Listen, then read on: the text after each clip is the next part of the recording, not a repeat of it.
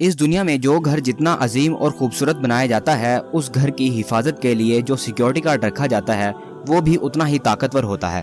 خانہ کعبہ، یہ گھر اس دنیا کا سب سے عظیم ترین گھر ہے۔ ظاہری سی بات ہے، جو گھر جتنا عظیم اور قیمتی ہوگا اس کی حفاظت کرنے والی فوج بھی اتنی ہی عظیم ہوگی۔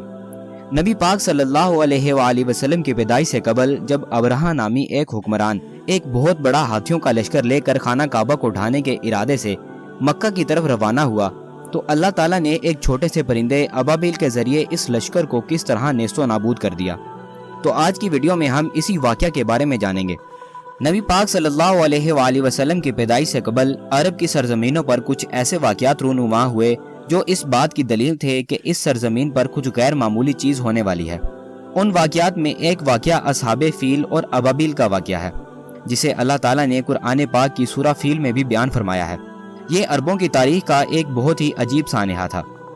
حضور پاک صلی اللہ علیہ وآلہ وسلم کی ولادت سے قبل عرب کے جنوب میں واقع ملک شام پر ایک بادشاہ کی حکومت تھی جس کا نام ابرہہ ابن اشرم تھا۔ ابرہہ نصرانی تھا اور کسی زمانے میں حبشہ کے بادشاہ نجاشی کا کمانڈر رہ چکا تھا۔ اس نے یمن کے بادشاہ ذو نواس کو ایک جنگ میں شکست دے کر خود کو نجاشی کا وفادار ثابت کیا، لہٰذا نجاشی نے ابرہہ کو یمن کے تخت پر بٹھا دیا۔ جب ابرہہ کو معلوم ہوا کہ عرب کے لوگ کعبہ کو نہایت ہی مقدس تصور کرتے ہیں اور دنیا کے ہر علاقے سے لوگ کعبہ کی زیارت کے لیے مکہ کا رخ کرتے ہیں، تو اس نے یمن کے دارالخلافہ صنعا میں ایک نہایت ہی خوبصورت گرجا گھر تعمیر کروایا۔ کہتے ہیں کہ اس زمانے میں پوری سرزمین پر اس سے زیادہ خوبصورت اور عالی شان گرجا گھر کہیں نہیں تھا۔ اس نے پورے جزیرہ عرب پر اپنے مبلغ کو بھیجا اور لوگوں کو صنعا آ کر اس گرجا گھر کی زیارت کرنے کی دعوت دی۔ دراصل ابرہہ کا مقصد یہ تھا کہ لوگ عرب کے بجائے یمن آئیں اور صنعا جو یمن کا دارالخلافہ تھا وہ تمام عرب کا مرکز بن جائے، اور ساتھ ہی کعبہ کی عظمت کو ختم کر کے اس گرجا کو مقدس بنا دیا جائے تاکہ زیارت اور عبادت کے ذریعے مال و دولت بھی کمائی جا سکے۔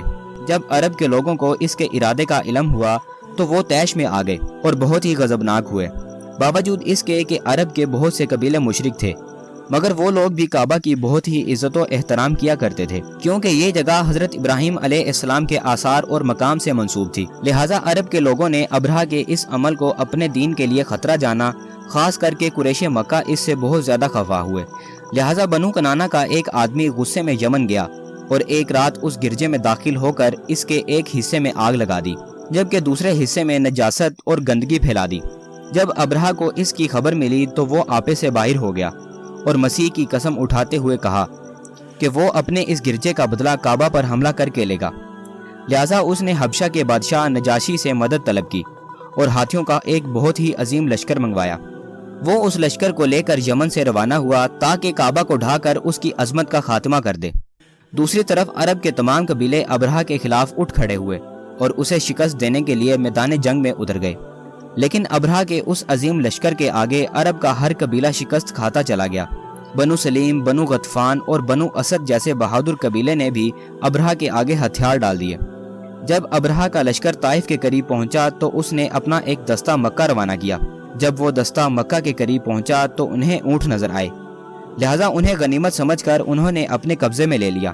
یہ اونٹ مکہ کے سردار جناب عبد المطلب کے تھے، جو حضرت محمد صلی اللہ علیہ وآلہ وسلم کے دادا جان تھے۔ ان اونٹوں کی تعداد بعض روایات کے مطابق 200 یا 400 تھی۔ جب ان اونٹوں کی خبر جناب عبد المطلب کو ملی تو آپ مکہ سے باہر آئے اور جہاں ابرہہ کا لشکر ٹھہرا تھا وہاں جا کر ابرہہ سے ملنے کی درخواست کی۔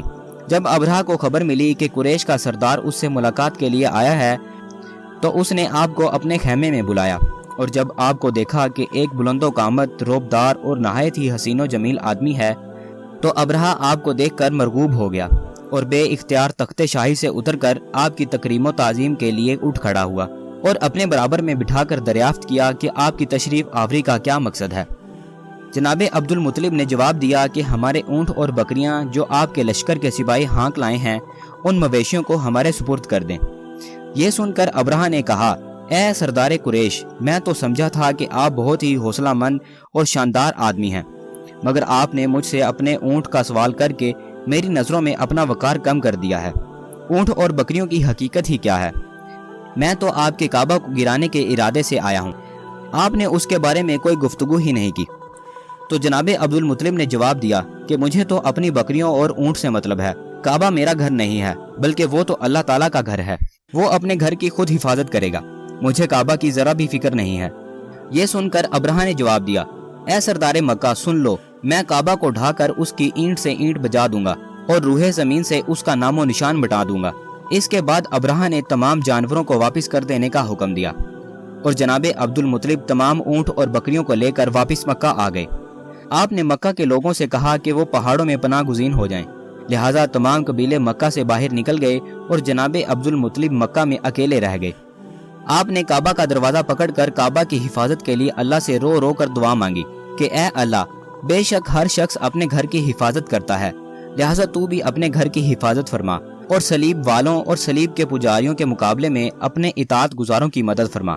ابرہہ جب اگلی صبح کعبہ کو ڈھانے کے ارادے سے اپنے لشکر اور ہاتھیوں کی قطار کے ساتھ آگے بڑھا اور مقام مغمس میں پہنچا تو خود اس کا ہاتھی جس کا نام محمود تھا ایک دم بیٹھ گیا۔